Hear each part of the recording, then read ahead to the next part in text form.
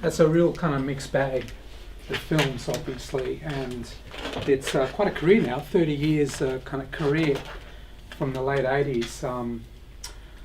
I'll just have a little bit of discussion with Matt first, and then we'll open it up to the audience. So here we are in like 1987, 88. You're about 22 years of age. How did you find out about Super 8 filmmaking? Wow. A good friend of mine who was Tim Clark and Clive, and they were at Paran, I think, studying film, and they showed me a Super 8. Yeah. And just married the two things I loved, which was pretty spinny visuals and pretty good music. And I went, wow, there's my outlet. So you yourself weren't a student there? No. So what were you doing at the time? Were you a student elsewhere doing something else? Doing some science courses. Oh, okay. Yeah, my parents kind of forced me to do a bit of that too. I jacked that off pretty quick. And it was good. It was good for drawing. That was about it. And, so I went out and bought a Super 8 and started shooting stuff. No, it's fantastic. Yeah, at the time the Melbourne Super 8 Film Group existed, which was quite a lively group, utilising this medium of Super 8 film, which is like, really skinny film, the old home movies that our parents used to make, and I remember at the time, because I was kind of running the group together with a few other people, and there were certain kind of films that were done by most people, either kind of narratives, comedies, or experimental films, or little impressionistic documentaries. People would just go out in the streets and just kind of shoot anything. And then Matt's work was there, and I remember thinking, wow, it's really kind of different. It's like a bit punkier. It's got that, I don't know, that Warholed film. There's that fascination with culture, which the Sydney Super 8 filmmakers were doing a bit of that kind of stuff. They were into postmodernism, where you'd kind of take cultural kind of objects and put them on screen again and kind of do something funky with them. So that film, the Warhol film, it's kind of like there's a little bit of a narrative there about the shooting of him, and the rest of it is kind of like just images and sounds. And obviously you were attracted to the music and putting some images to it. Yeah, the colour bit's him dying. Yeah. Even though he's alive. Sure. Yep. Yeah. So it's sort of it can make sense. It does. Oh, yeah, it's a fun little film. I actually can't remember that one. I remember a couple of other of your films from the time, but I'm not sure if I saw that one. Did that one play at I think Super 8 Group? Yeah, I think you played all of them, maybe? Yeah. I think so. You probably saw the Hanging Rock one and is that Frankie Teardrop? That was another one. Yeah. Okay. Yeah. But basically, I would find a soundtrack and then shoot visuals to it, and in amongst that there would be kind of something I want to say. So I thought it was kind of fascinating that Warhol got assassinated, but didn't quite die. Sure. But like artistically, perhaps he did die.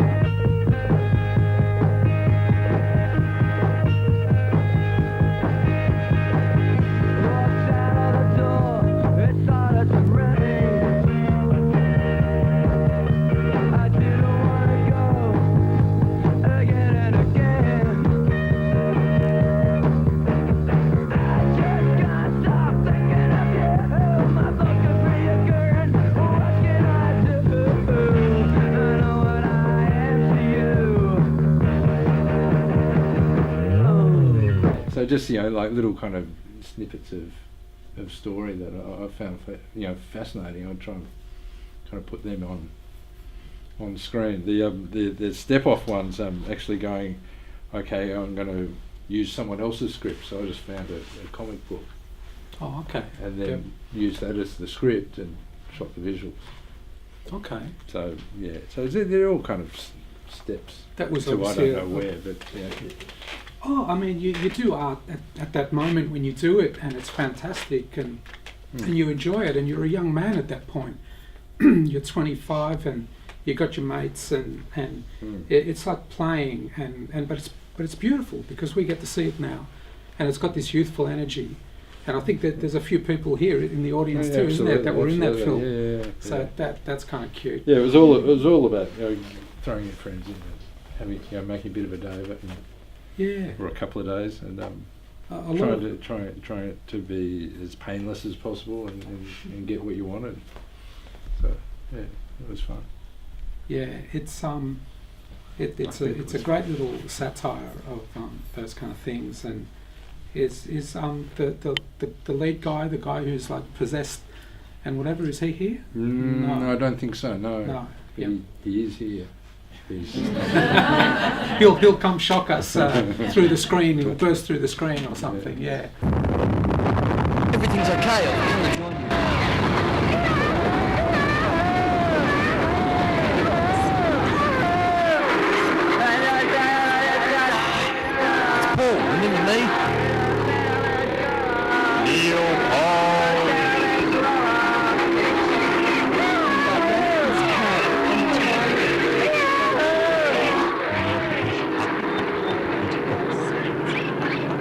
So there's 4 or 5 Super 8 films you make, and then you go to VCA, Victorian College of the Arts. Yep. And you specialise in documentary strand? No, they took me out of documentary. I wanted to do documentary before they had the documentary strand. Okay. Yeah. So I kind of got my documentary and tried to make it into a narrative, which sort of worked.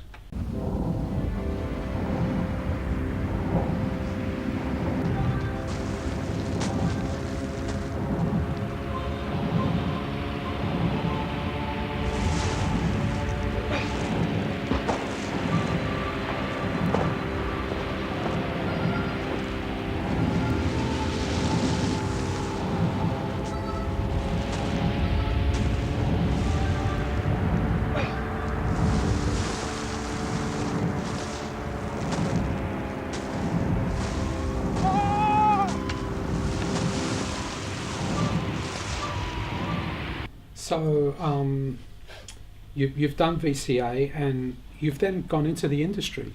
You actually started working. Matt's one of these people, I think, who, correct me if I'm wrong, probably throughout the whole 30 years has actually done film for a living, and also done it for pleasure and art.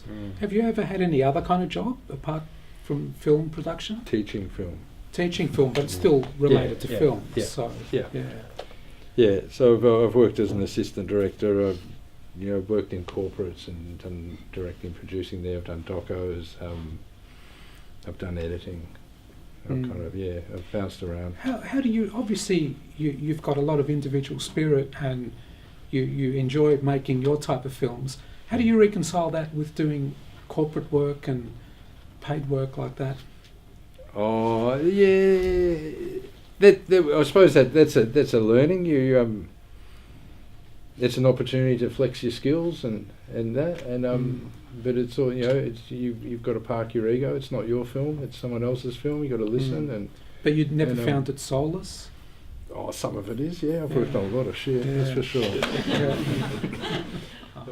So obviously, in the midst of all this, in the '90s, late '90s. So you start making documentaries where you're the director anyway, like the Antarctic one, and there's a few others in there. So so you obviously went into documentary at some point. Yeah, it was it could kind of get some money for the docos. It was a little bit more difficult to try and get money for films, but for docos you could. And again, as long as it was something of interest, I always tried to kind of play around and have some fun with the docos too. With the Antarctic film, did you choose the subject? Did you? Or was it proposed it just dropped in my lap. There's an artist who's going down. He needs a documentary filmmaker to go with him. That's part of the package deal with the Australian Antarctic Division. You got to go away for this length of time. Everything's provided, but nothing's paid for. So all the accommodation. Once I'm down there, it's all fine, but no film gear was paid for, and that. So we had to raise funds for that, and I was leaving a young family behind, so I had to leave money there, and so it was a struggle. It was kind of the most sort of what I thought would be the easiest thing ever to sell. Just fabulous location, fabulous kind of opportunity, all that. And it ended up being one of the hardest things I've ever sold. We were originally going to jump on some quads and go up the bay here and then cut up one of the fjords and move along the sea ice, but now the sea ice is a little bit unstable and starts to rot. So I'm unsure of what the field trip will be for us. I think 50% of the time I'll be just looking. The other 50% of the time I'll be drawing and sewing on very small work.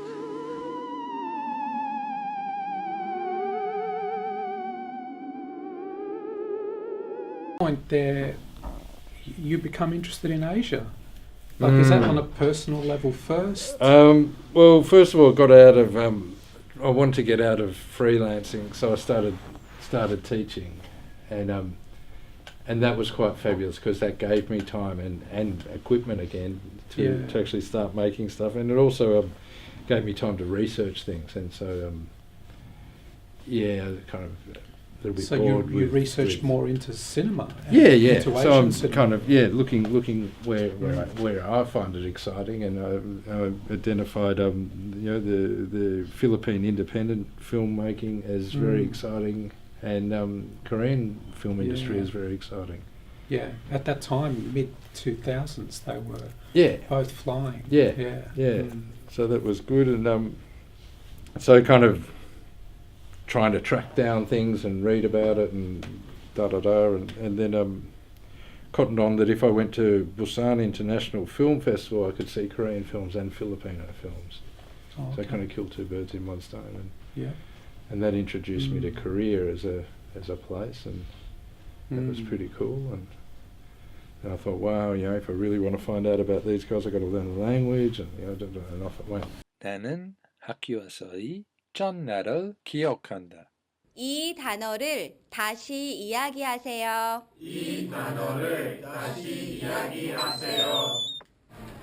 미안합니다, 생선님. 생선님? 따라하세요. 높은 곳에서 바닥으로 내 동댕이 쳐진 것 같았다.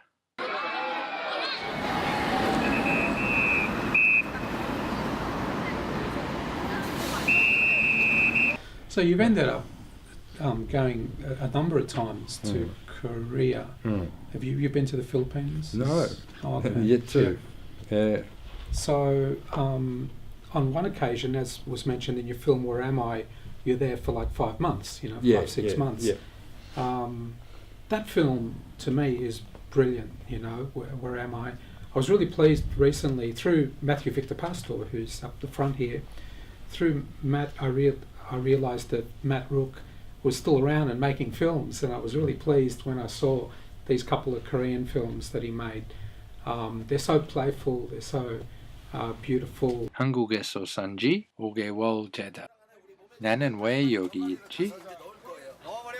검은게 호두장 아몬드 맛있는 경과 이렇게 듬뿍 넣고 자 돌돌돌돌돌돌 한 입에 쏙 와 맛이 있어.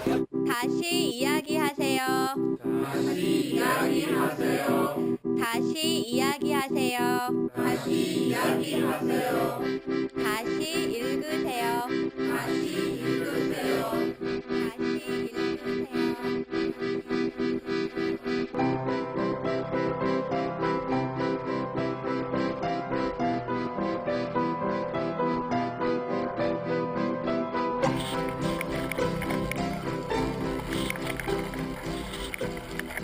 매우 새로운 것들을 본다. 매우 새로운 단어를 배운다. Where Am I? How did you think of, did you shoot bits and pieces of things and then decide to put it together like a mosaic, or did you have some music to guide you, and what's your process of editing with that? Mercenary. heard about a festival, and I think it was $1,000 for the best film, $500 for the best director. And Was it any kind of film that you could make, or no? It was through the universities, and it was worldwide, and it was it had a language component. That was kind of about it. Okay.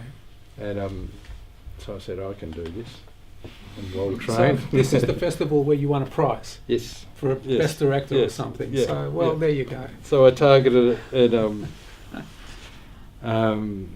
my partner and I went out and shot it, possibly in a weekend. And I was riding to uni, so I had a GoPro, and so I just kind of tagged that onto the bike and cut it together and picked out some music that I like and made it a bit of a story, but a little bit offbeat too. Yeah, no, it's really offbeat and really lovely. Yeah. 똑바로 가세요. 똑바로 가세요.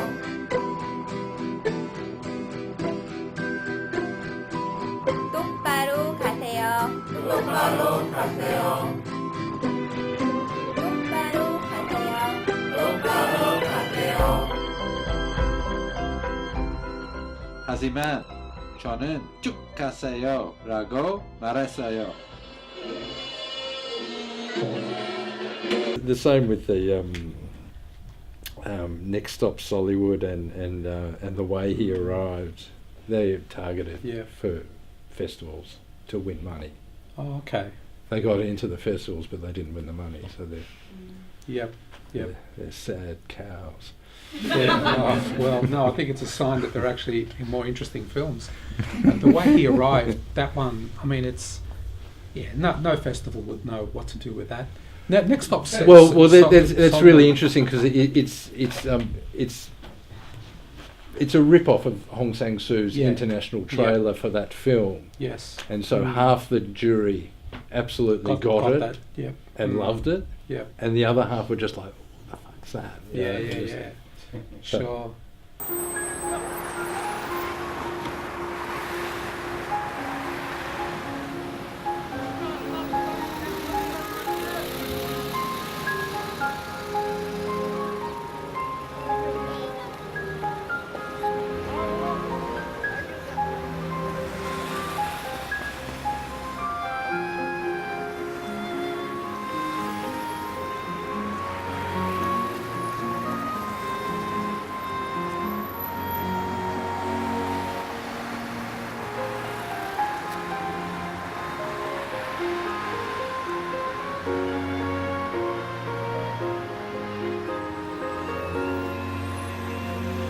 The Angel Cake film, this 7-minute Tropfest comedy, it seems so out of place with the rest of your work. So you're a hired hand on that?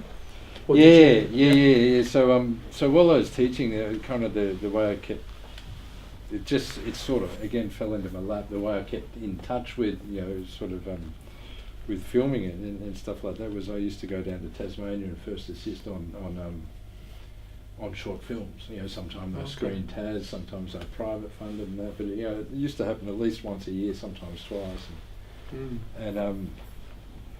then we made some shit films and this and that. And I said to these producers, I said, well, you should give me a go at being the director. Yeah. So they got me down for 2 films, and that was one of them. Okay. Yeah. Yeah, and then they went, yeah, you make shit films too.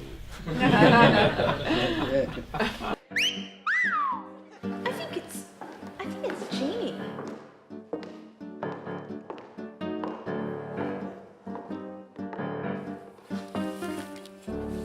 You were right, Lurleen, of course. There is satisfaction in baking. Here's your goddamn cake.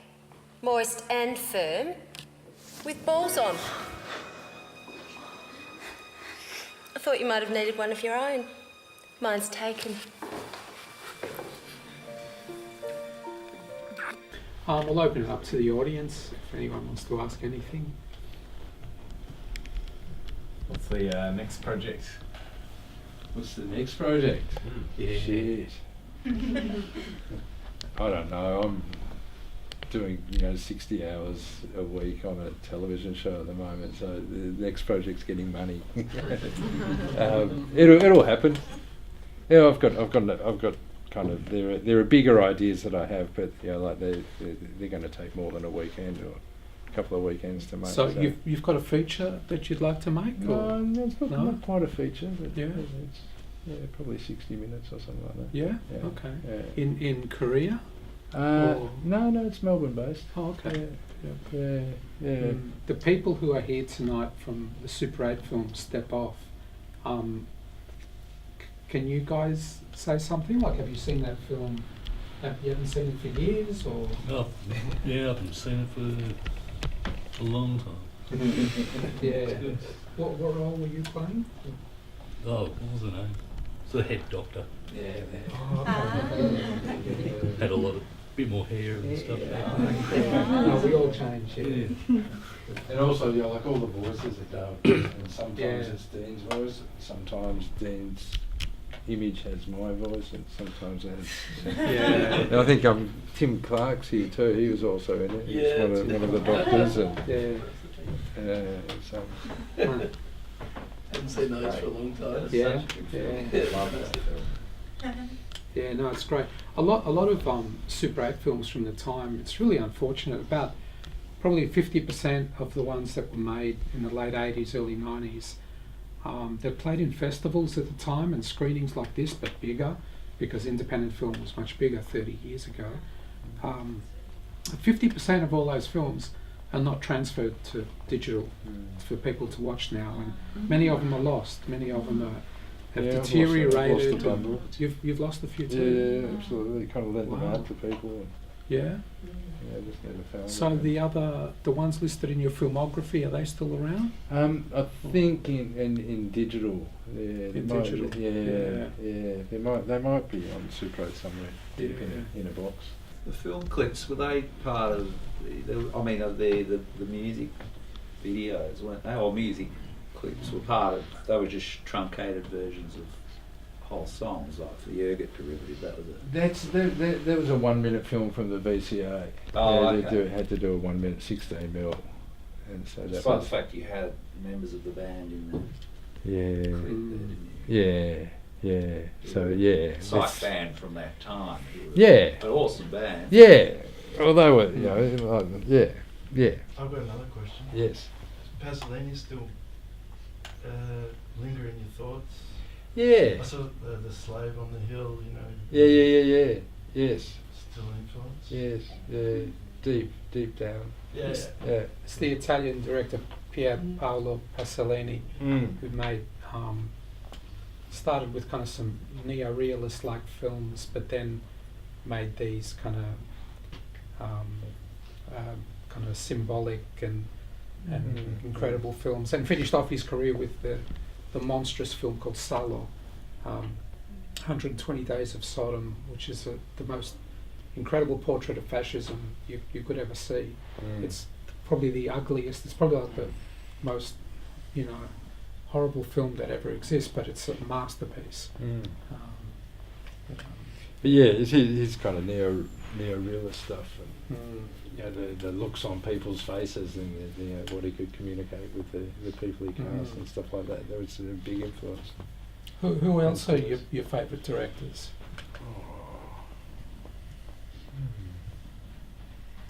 Pasolini, Hong Sang-soo, a very good Korean director. David Lynch, who's kind of like I did stop watching after Wild at Heart, or watching avidly anyway. But, After that? But Oh, Blue okay. Velvet and June, I love June. Just kind of wallow in that. I don't know. Sion Sono, yeah, definitely.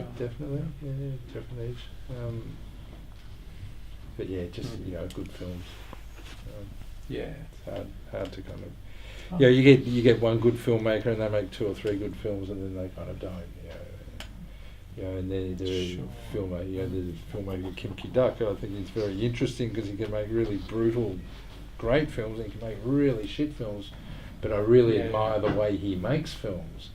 which is kind of a little bit more like, you know, Matthew Victor Pastor and that, which is it's a small scale kind of guerrilla unit. I find that fascinating. That's why I kind of like. I find a lot of the Filipino filmmaking fascinating. Asian cinema allows this. It's really fantastic, and they make many films. Australian cinema, it's so laborious, and you've got to write a script for 5 years and then try and raise $3 million or $5 million. Yeah. And like Hong Sang-soo, he'll do at least a film a year, and Sion Sono will do at least a film a year, you know, sometimes 3, you know, and stuff like that. So it's these prolific film directors. I think they're fascinating. They may not hit it every time, but when they do, it's great. Any last questions? Do you want to add anything, Matt? Thank you. Yeah, thanks everyone. Yeah, thanks for